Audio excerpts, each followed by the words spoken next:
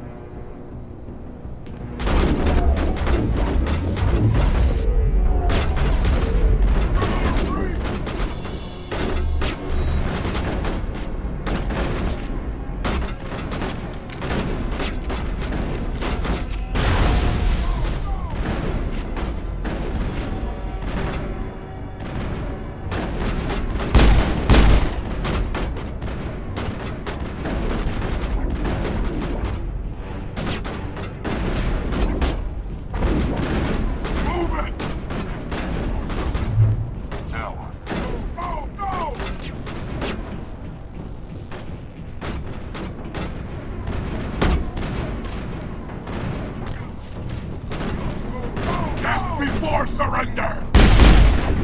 Perimeter breached! Alliance military!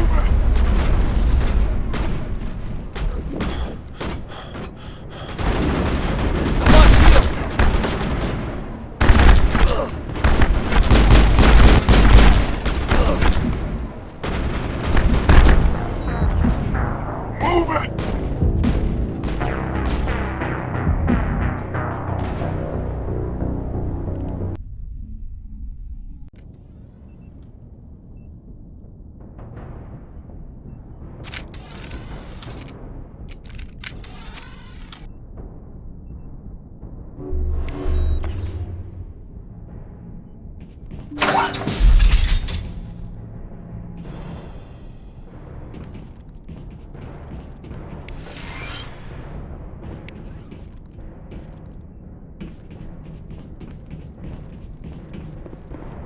Engaging target.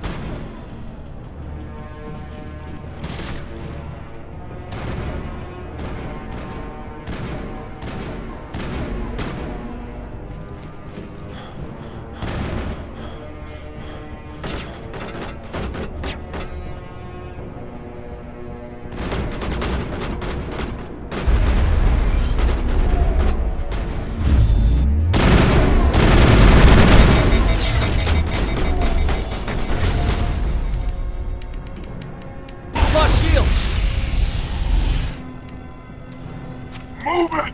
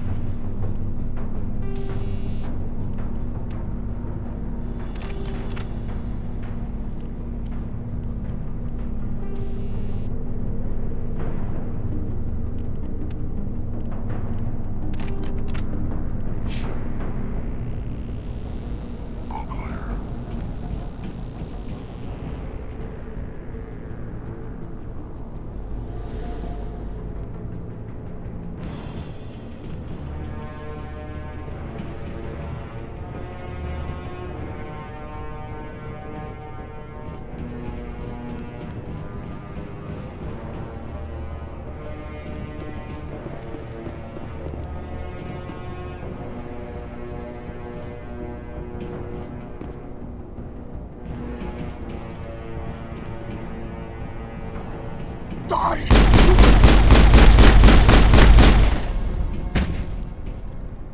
You humans.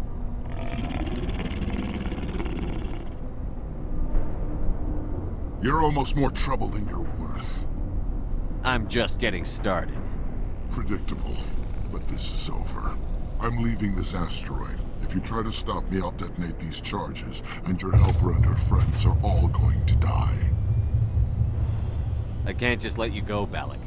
Not after what happened here. This is nothing! You humans have done far worse to the Batarians! We've been forced into exile, forced to survive on what we can scrounge up. It's been like that for decades. Why take it out on these people? They didn't do anything to you or the Batarians. Didn't do anything. Aside from colonizing a world that could have been ours. Aside from using resources that should have been ours. We were left to defend ourselves. But the humans were stronger than us. We knew that. The Council knew that. But it didn't matter. It was you. You and your kind are the only reason we're in this position. How does killing innocent people make up for that? We had no other options. Sometimes you need to get someone's attention before they'll listen. Is that what Elysium was? A way to get our attention? Well, you got it. And when we responded, you ran like cowards. Now you want to start it all over again. Enough! You couldn't possibly understand. Actually, you just don't want to understand, and I'm done wasting my breath. Now, if you want your friends to live, I suggest you step aside.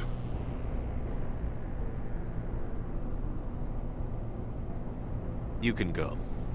But this isn't over. I'll find you eventually. Maybe. But I made sure you won't follow me today.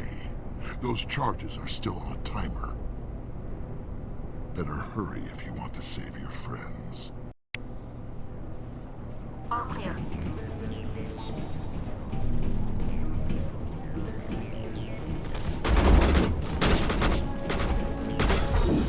I've lost shields!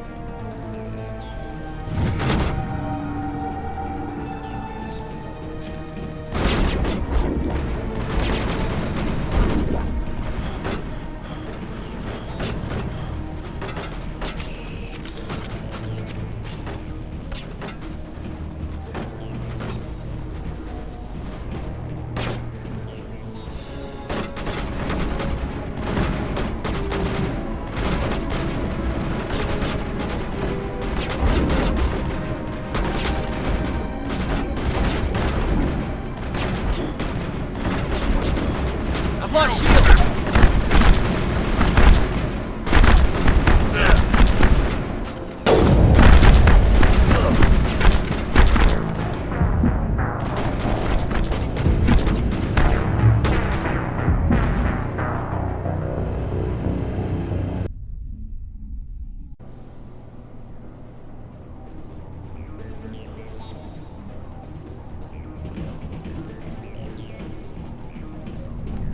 Now, here's your fun.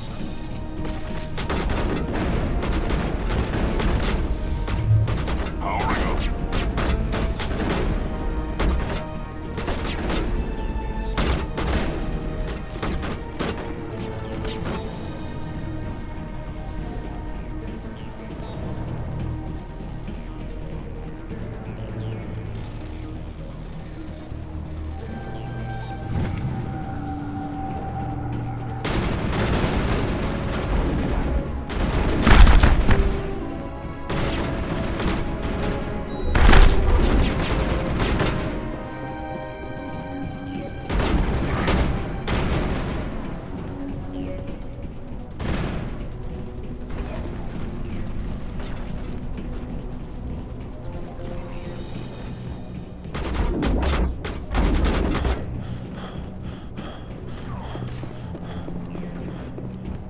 I've lost shields!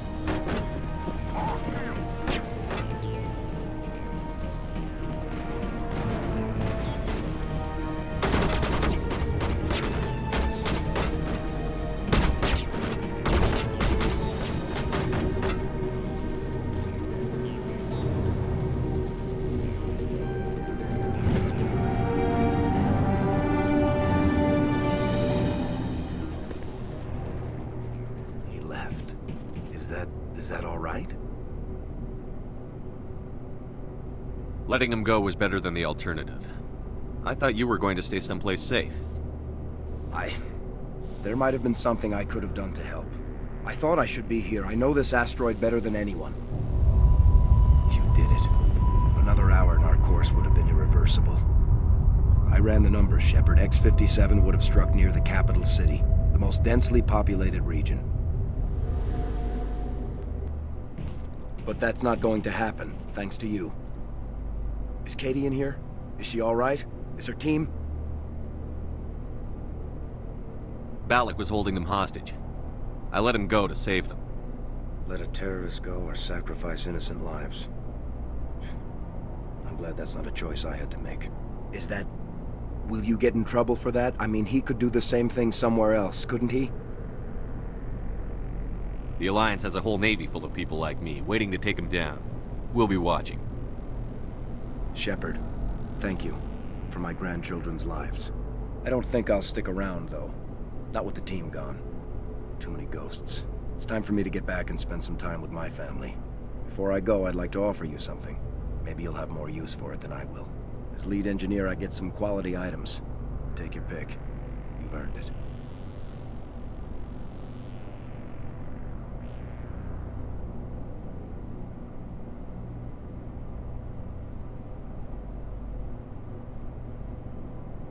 I know it's a lot to ask, but that Omni tool of yours? I could really use something like that.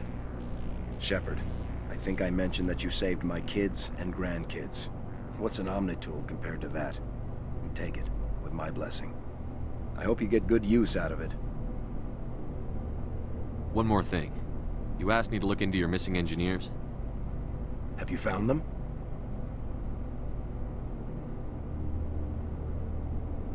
Yes, all of them. Their bodies, anyway. Oh. I see.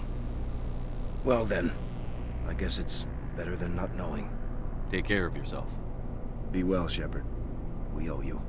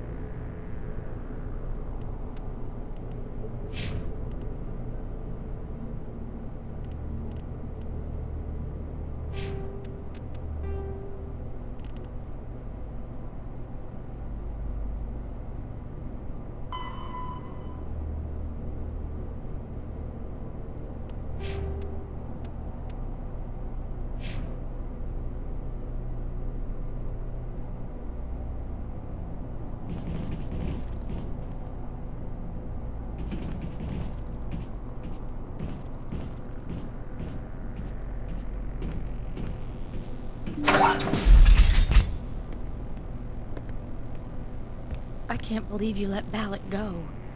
To save us. I half expected you to just let us die. Sacrifice the few for the many. Then I'd be no better than the Batarians. Besides, Balak won't get away with this. I know who he is now. He can't run forever. You sound like my brother. He was always so stubborn, but always willing to do the right thing, no matter what. I wish I could have saved him, too. It's not your fault. You did what you could. At least, Aaron died in a place he loved. He was the one who convinced me to join the team here. Said it would be an adventure.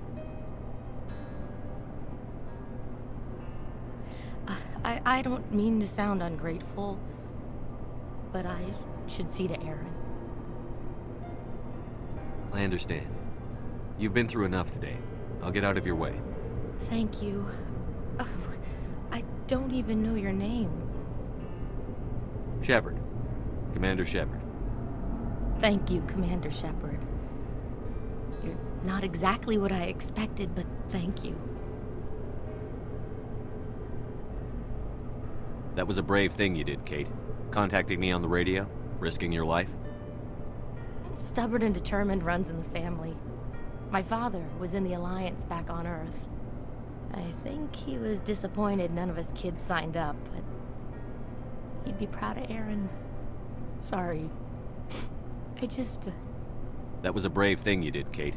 Contacting me on the radio, risking your life. Stubborn. Sorry.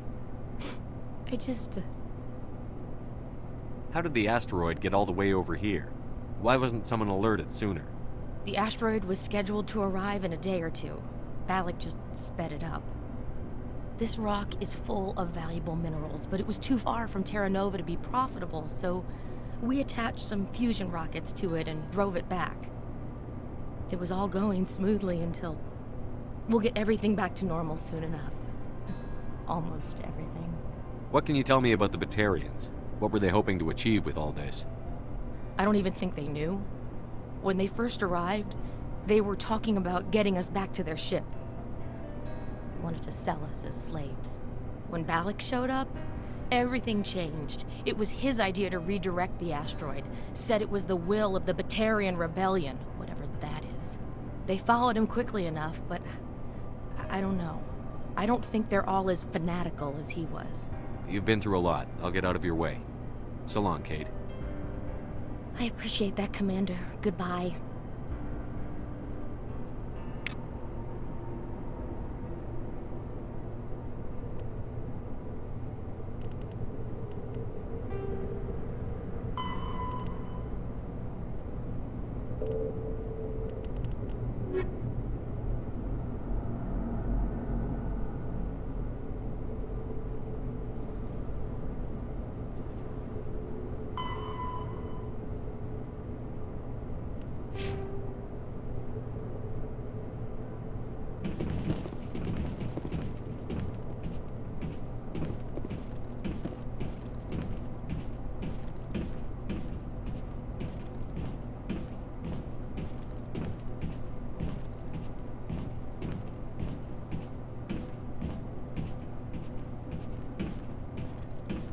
Thank you so much. I thought we were all dead.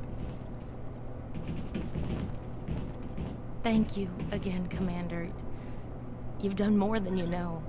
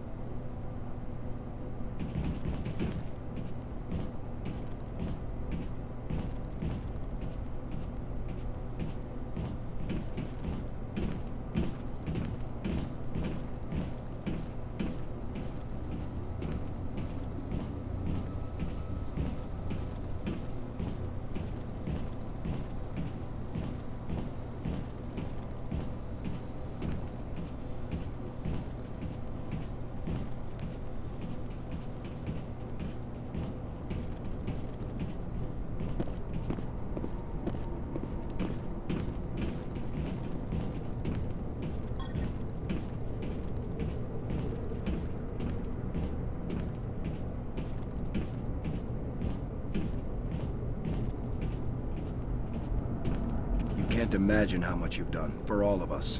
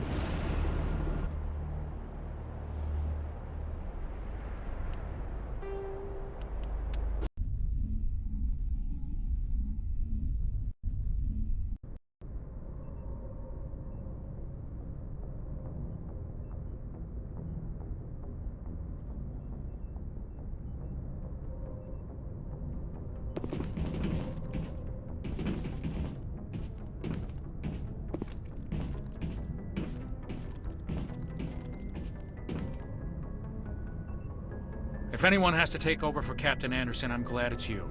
I'm not sure about having non-humans on our ship, though. We're all on the same team here, Presley. With all due respect, sir, that's what they said about Nihilus. Look how that turned out. Speak freely, Presley. I want to know if you have a problem with non-humans. It's not that, Commander. Humanity has always handled its own problems. Saren attacked one of our colonies. We should be the ones to stop him. We don't need their help.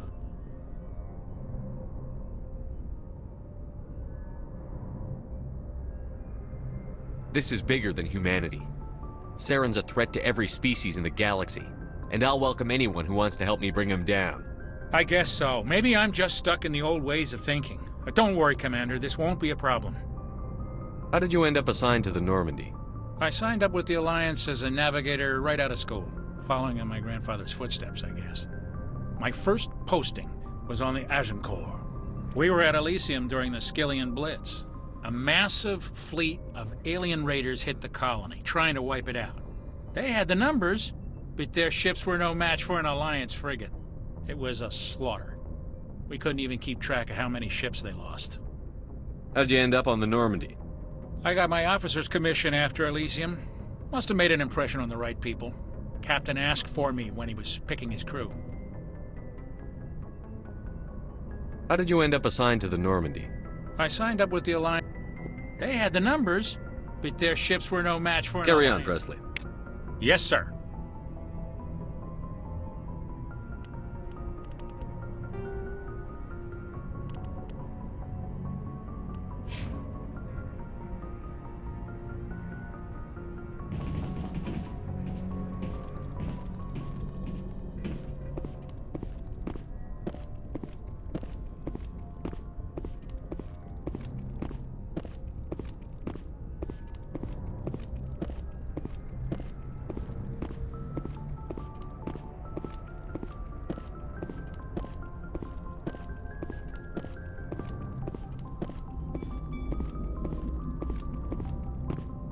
Commander, something you need? How's the Normandy performing? Is she everything they said she'd be? She's the best ship in the fleet, if you've got a pilot who knows how to handle her. Balance isn't what you'd expect. Takes a while to get used to that oversized drive core we got stuffed in the back, and her power can sneak up on you if you're not careful. The Normandy's probably too much ship for your average Alliance pilot, Commander. Lucky for you, I'm anything but average. I like to know my crew. Mind if I ask you a few questions? I can see where this is going. You did a background check on me, didn't you? Well, I'll tell you the same thing I told the captain. You want me as your pilot. I'm not good. I'm not even great. I am the best damn helmsman in the Alliance fleet. Top of my class in flight school, I earned that. All those commendations in my file, I earned every single one. Those weren't given to me as charity for my disease. I'm sorry, Joker. I didn't even know you were sick. You mean you didn't know? Oh, crap. Okay, I've got Vrolik syndrome, brittle bone disease. The bones in my legs never develop properly. They're basically hollow, too much force and they'll shatter. Even with crutches and my leg braces, it's hard to get around. One wrong step and crack! It's very dramatic, but I've learned to manage my condition, Commander. Put the Normandy in my hands and I'll make her dance for you. Just don't ask me to get up and dance unless, you like the sound of snapping shin bones. Why does everyone call you Joker?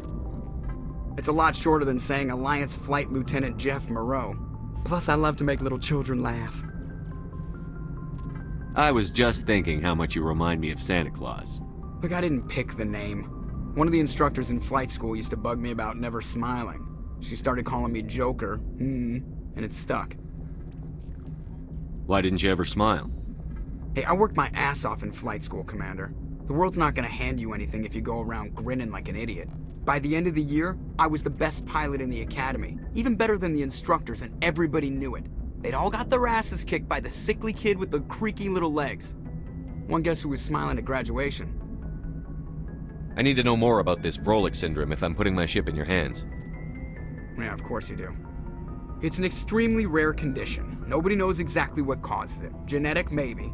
It's treatable, but there's no cure. They classify my case as moderate to severe. I was born with over a dozen fractures, hip, thighs, ankles. My bones were already breaking in the womb. 100 years ago, I wouldn't have survived past my first year. Lucky for me, modern medical science has turned me into a productive member of society. You're not gonna break a bone trying to fly the ship, are you? I don't fly with my feet, Commander, so I'm fine as long as I'm in this chair. I gotta be real careful when I get up to take a piss, though. I can do my job as well as anyone on the ship. Better, actually. So don't worry about it. I'm not trying to make you uncomfortable. Let's talk about something else. Whatever you want, Commander. How's the Normandy performing? Is she everything they said she'd be? She's the best ship in the fleet. Balance isn't what... The Normandy's probably too much ship for your average Alliance pilot, Commander. I like to know my crew. You want top of my class in flight school? I earned that. All those commendations in my file, I earned every single one. Those weren't... I'm sorry, Joe. You mean... Okay. Even put the Normandy in my hands and I'll make her dance for you. Just don't ask me to get up and dance unless, you like the sound of snapping shin bones. How'd you end up joining the Alliance? Look, if you're looking for an inspirational tale of the crippled kid overcoming impossible odds, you're gonna be disappointed. My mother was a civilian contractor working for the Alliance. I basically grew up on the Arcturus station back when they were building up the fleets. Spend all that time around Alliance ships, there's a good chance you'll end up going to the Academy. I have to go. All right, see ya.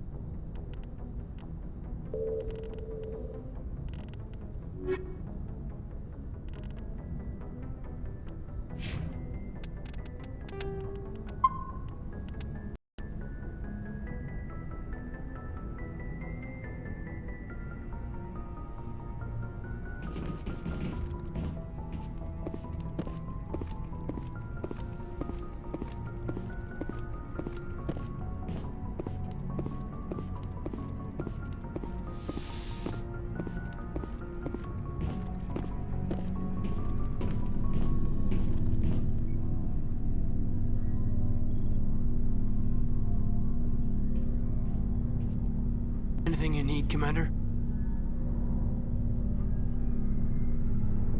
What's your opinion on the last mission?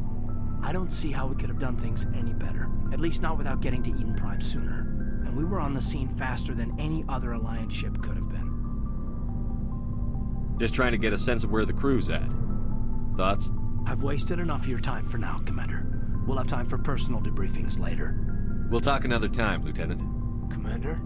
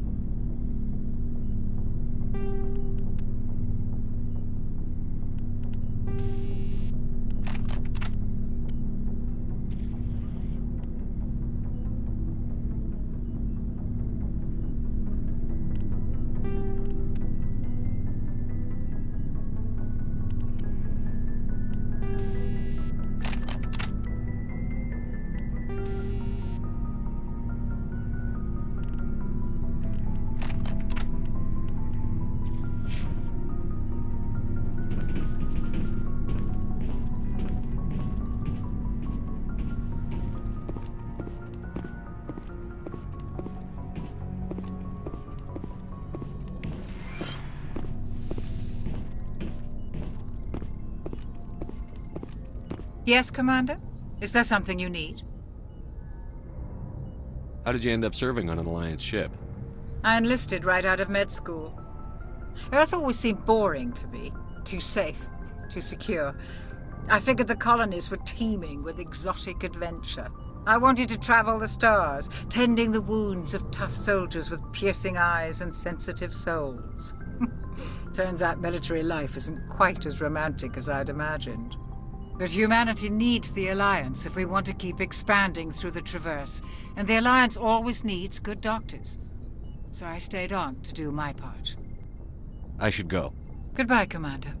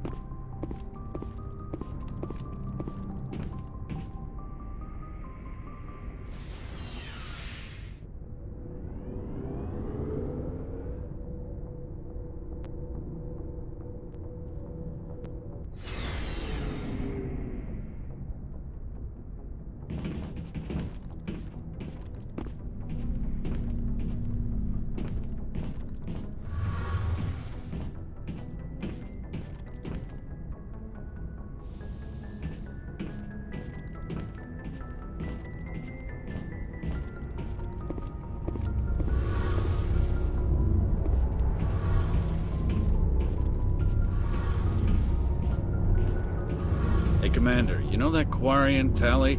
She's been spending all her time down here asking me about our engines. I'll tell her to leave you alone. What? No, she's amazing. I wish my guys were half as smart as she is. Give her a month on board and she'll know more about our engines than I do. She's got a real knack for technology, that one. I can see why you wanted her to come along. I figured she'd be a real asset to the team. You got an eye for Tali, Commander, but I'm guessing that's not why you came down here. Fill me in on the IES stealth systems. How does it work exactly? You can't hide a ship out in space. They emit too much heat and radiation. Too easy for sensors to pick them up, unless you find a way to capture those emissions. So our stealth systems trap the energy we give off in storage sinks built into the ship itself. No emissions to give away our location. Eventually the sinks have to be vented. More than a few hours silent running and they overheat. Cook us inside our own hull. There's no way for anyone to detect us? A visual scan can still pick us up. Anyone looking out a window can see us plain as day. But you have to be pretty close to get an actual visual out in space. Most vessels rely on scanners. As long as the stealth systems are engaged, they can't see us. Not unless we accelerate to FTL speeds. Why doesn't it work with faster-than-light travel? Cranking up to FTL blue shifts our emissions, pushes them into frequencies too high to capture in the sinks. As soon as we make the jump, it's like setting off a flare. Sensors can pick up our location whenever we enter or exit FTL flight, but for short-range missions, our stealth systems are amazing, and we've got the only one. I want to know more about the Normandy. She's the best ship I've ever served on, probably the fastest vessel ever designed, and she's the only one using the new Tantalus drive core. What's so special about the Tantalus drive core? Proportionally, it's about twice the size of any other vessel. Not only are we faster, but we can run at FTL speeds longer before we have to discharge the core. Where else have you served, Adams? If you name a class of Alliance ship, I've probably served on it. Everything from dreadnoughts and carriers right down to frigates like the Normandy. My last assignment was on the Tokyo, only a cruiser, but she was a good ship. Couldn't hold a candle to the Normandy, though. Carry on, Adams. Aye, aye, Commander. Faster-than-light drives use element zero cores to reduce the mass of the ship, allowing higher rates of acceleration. This effectively raises the speed of light within the mass effect field, allowing high-speed travel with negligible relativistic time dilation effects. Starships still require conventional thrusters, chemical rockets, commercial fusion torch, economy ion engine, or military anti-proton drive, in addition to the FTL drive core. With only a core, a ship has no motive power. The amount of ESO and power required for a drive increases exponentially to the mass being moved and the degree it is being lightened. Very massive ships or very high speeds are prohibitively expensive. If the field collapses while the ship is moving at faster than light speed, the effects are catastrophic. The ship is snapped back to sublight velocity, the enormous excess energy shed in the form of lethal Cherenkov radiation. Larger warships are generally classified in one of four weights. Frigates are small, fast ships used for scouting and screening of larger vessels. Frigates often operate in wolf-pack flotillas. Cruisers are middleweight combatants, faster than dreadnoughts and more heavily armed than frigates. Cruisers are the standard patrol unit and often lead frigate flotillas. Dreadnoughts are kilometer-long capital ships mounting heavy, long-range firepower. They are only deployed for the most vital missions. Carriers are dreadnought-sized vessels that also carry large numbers of fighters. Smaller vessels are almost exclusively used in a support role to the warships during combat. Fighters are one-man craft used to perform close-range attacks on enemy ships. Interceptors are one-man craft optimized for destroying opposing fighters.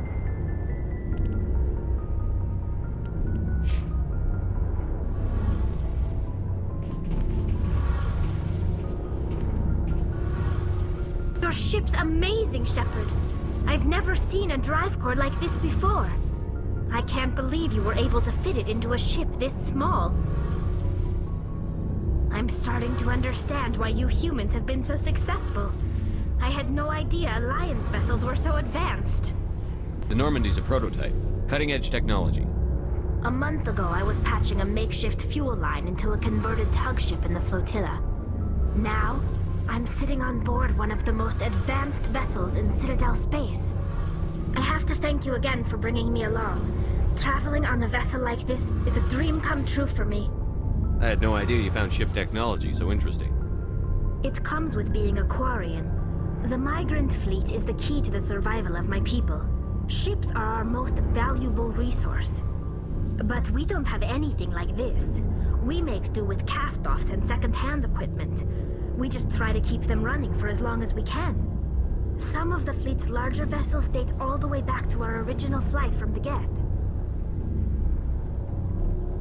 I can't believe your fleet's still using ships that are 3 centuries old.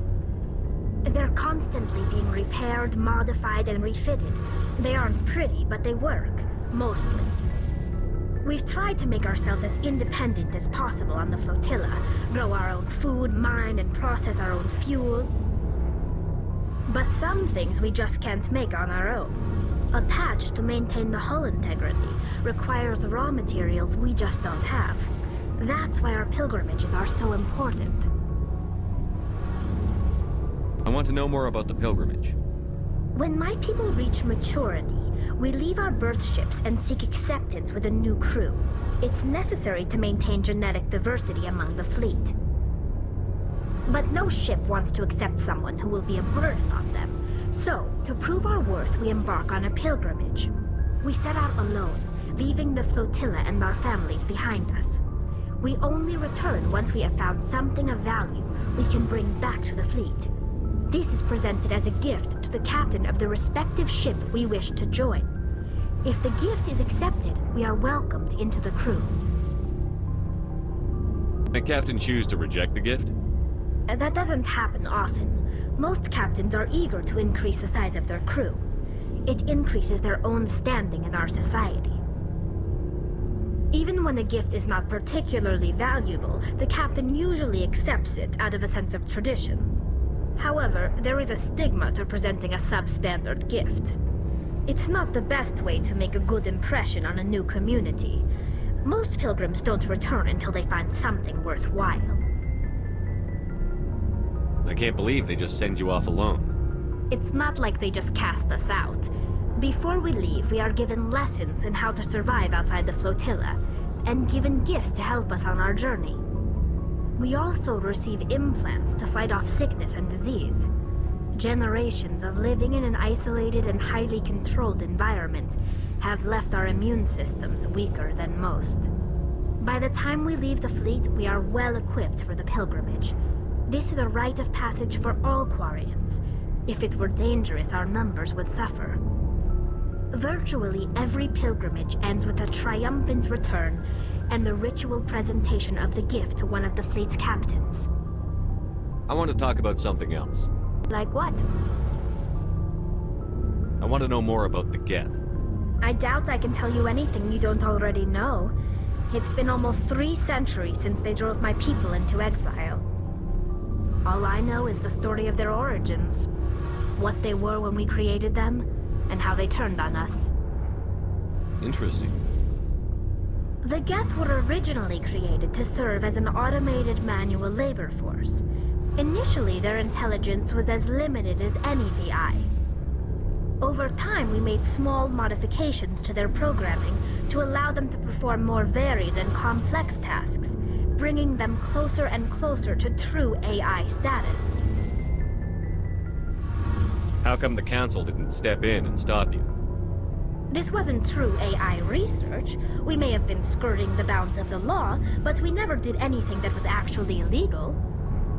The changes were so insignificant, so gradual, that we were able to control them. Or so we thought. But one thing we underestimated was the power of the neural network. 1 million Geth thinking simultaneously created an inherently unstable matrix. So, the Geth share brain power? Many of the Geth's logic systems were designed to work in concert with other nearby Geth. Basically, the more of them you have in the group, the smarter they are. So there's some sort of group consciousness? No, nothing like that. They cannot share sensory data or information. Their programming cannot handle that much simultaneous input. Each Geth maintains an individual awareness and identity. The neural network only operates on a process-based level. It's basically the synthetic equivalent of a subconscious. But when they're in close proximity, they can coordinate low-level functional processes, freeing up more capacity for original or independent thought. What made them rebel? As we built more and more Geth, their effective intelligence became more sophisticated, more abstract. One day, a Geth began to ask its Quarian overseer questions about the nature of its existence. Am I alive? Why am I here? What is my purpose? As you can imagine, this caused a near panic among my people. What did you do? It was inevitable the newly sentient Geth would rebel against their situation. We knew they would rise up against us, so we acted first. A general order went out across all Quarian-controlled systems to permanently deactivate all Geth. The Geth responded to this order violently. You can't blame them for fighting for their survival.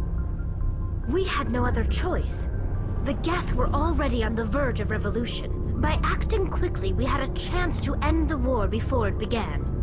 The hope was that most of the Geth would still be little more than machines, incapable of organized resistance. But they had progressed much further than anyone anticipated. The war was long and bloody. Millions upon millions of Quarians died at their hands. In the end, we were forced to flee our own homeworld.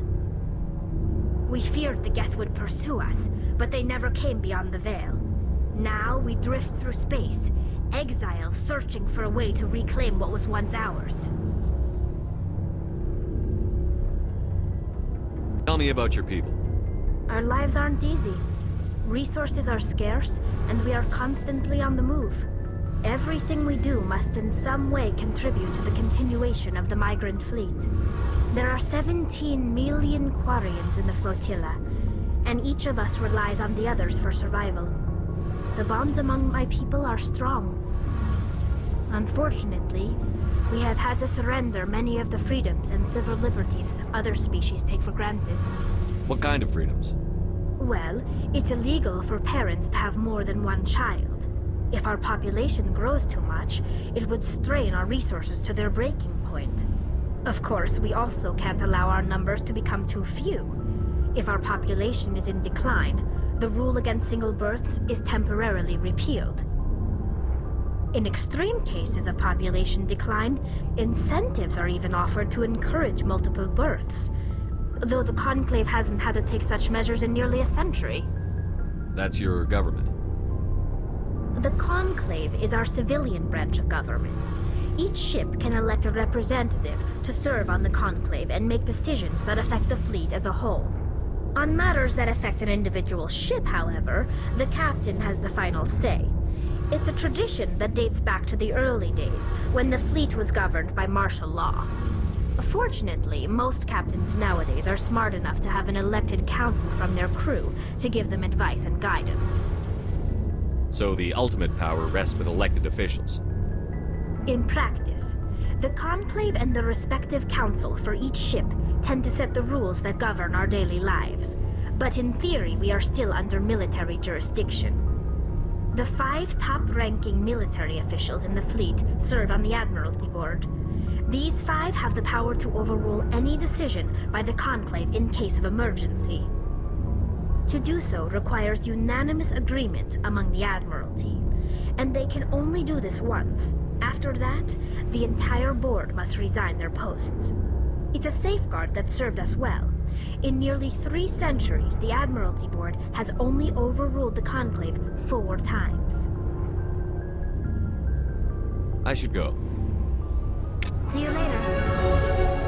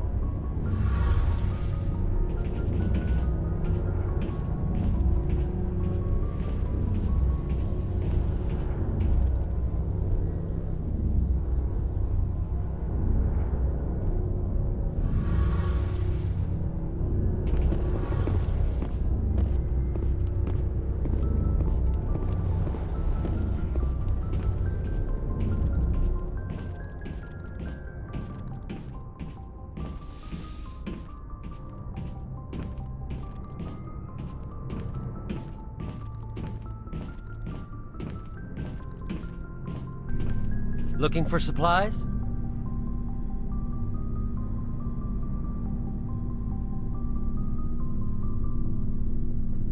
Let's see what you've got. You bet, Commander.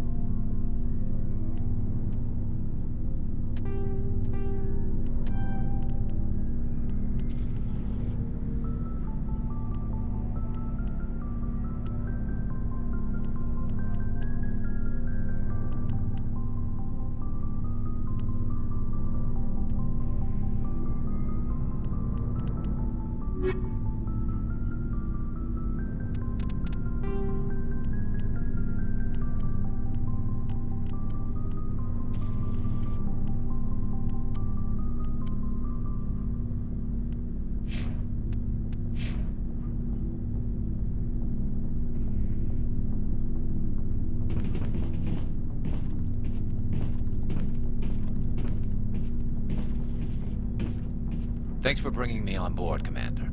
I knew working with a Spectre would be better than life at CSEC. Have you worked with a Spectre before? Well, no, but I know what they're like. Spectres make their own rules. You're free to handle things your way. At CSEC, you're buried by rules. The damn bureaucrats are always on your back.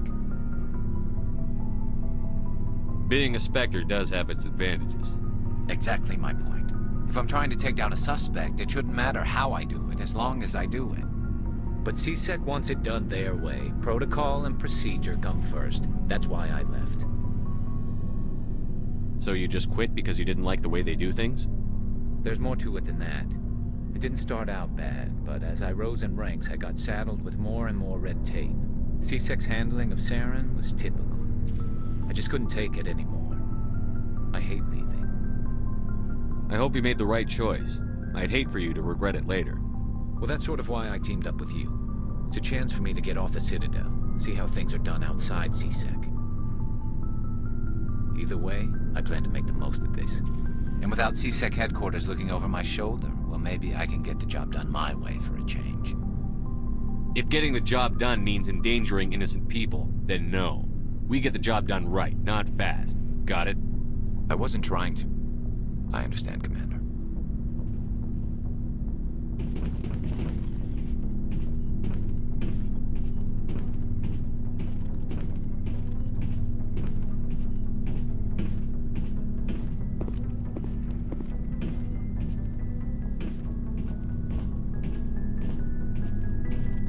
Commander? What's your opinion on the last mission? Kinda wish you'd got there sooner, Commander. No offense, I appreciate the rescue. I just wish... You wish we'd been able to save the rest of your unit? Yes, sir. If I had been more alert, we wouldn't have been cut down by an ambush. We never trained to fight synthetics. The Geth haven't gone beyond the Veil in 3 centuries. Our training's supposed to make us able to adapt. I'll make sure it doesn't happen again.